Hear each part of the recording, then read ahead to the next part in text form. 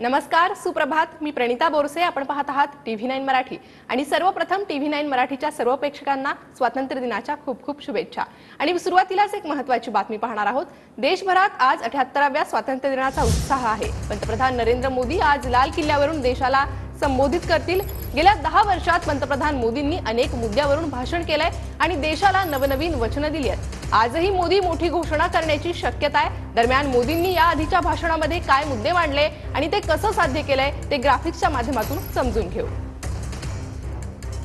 तर मोदींनी 2014च्या भाषणात भारतातील प्रत्येक घरात बँकिंग पोहोचवण्याचं वचन दिलं होतं। 2015च्या भाषणात मोदींनी 17 कोटी झिरो बॅलन्स खाती उघडली।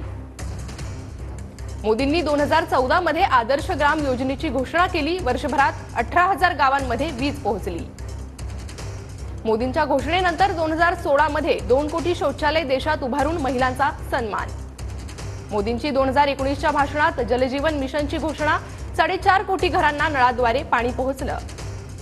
2021 आणि 2022 मध्ये मोदींनी आत्मनिर्भर योजनेची घोषणा केली, त्याची परिणामकारता दिसली। तर मोदींकडून 2020च्या भाषणात कोरोना लस देण्याची घोषणा करण्यात आली होती। मोदींनी भारतीयांना 200 कोटी कोरोना लस देण्याचं वचन पूर्ण केलं। दरम्यान मोदींचा कार्यक्रम आजचा कसा असेल ते आपण पाहूयात। पंतप्रधान सकाळी 7:17 लाल किल्ल्यावर पोहोचणार। सकाळी 7:19 गार्ड ऑफ ऑनर।